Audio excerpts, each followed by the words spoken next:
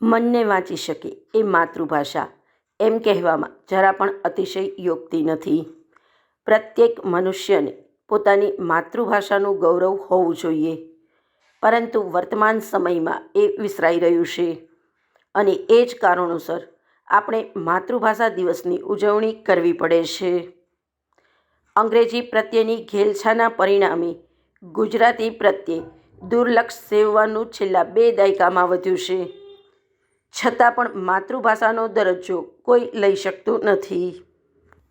શહેરમાં ચાલતી independent pre school એસોસિએશનના ઉપક્રમે નીલમબાગ પેલેસ ખાતે માતૃભાષા ઉત્સવનું આયોજન કરવામાં આવ્યું હતું, જેમાં 30થી વધુ સ્કૂલોના સંચાલકો, શિક્ષકો, બાળકો અને તેમના માતા પિતાએ ભાગ લીધો હતો. આ કાર્યક્રમમાં શિક્ષણનો બહોળો અનુભવ ધરાવતા શિક્ષકોએ બાળગીત, વાર્તાઓ, જોડકણાઓ વગેરે બાળકોને સંભળાવ્યા હતા. કાર્યક્રમ અંગેની માહિતી પ્રી સ્કૂલ એસોસિએશનના પ્રમુખ ડૉક્ટર ટ્વિંકલબેન નાકરાણીએ આપી હતી. હું તમને બાલગીતો, જોડકણા ગવરાવીશ.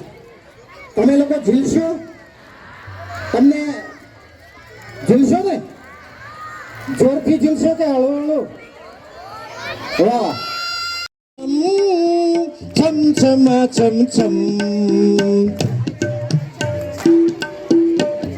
અવાજ નથી આવતો. છમ છમ છમ છમ છમ છમ.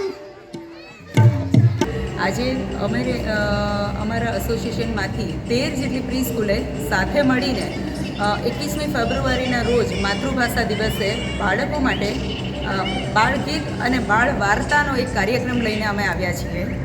એનું નામ છે માતૃભાષા ઉત્સવ. અને આ કાર્યક્રમ અમે ઇન્ટેકના સહયોગથી અને નીલમબાગ પેલેસના સહકારથી નીલમબાગના રોઝ ગાર્ડનમાં અમે આયોજન કર્યું છે. અત્યારે એ કાર્યક્રમની અંદર લગભગ 1500થી વધારે બાળકો તેમના માતા પિતાની સાથે આ કાર્યક્રમમાં ઉપસ્થિત રહ્યા છે. આ કાર્યક્રમની અંદર અમને સંચાલક તરીકે વિપુલભાઈ વાળાનો પણ સહયોગ સાંપડ્યો છે. ફોટોગ્રાફીમાં અમને શિવશક્તિ ડિજિટલ સ્કૂલ ઓનર્સ છે, એ લોકોના સહકારથી ઇંગ્લિશ મીડિયમની સ્કૂલ ચલાવવા છતાં અમે દરેક જણા નાના બાળકો જે છે એ ગુજરાતી ભાષાના માધ્યમથી એના મન સુધી પહોંચી શકાય, એના હૃદય સુધી પહોંચી શકાય, કારણ કે આપણી માતૃભાષા ગુજરાતી છે. અને એ જ કારણથી અમે લોકોએ ગુજરાતી બાળગીતોનો કાર્યક્રમ રાખ્યો છે અને એ સફળ રીતે અત્યારે ચાલી રહ્યો છે.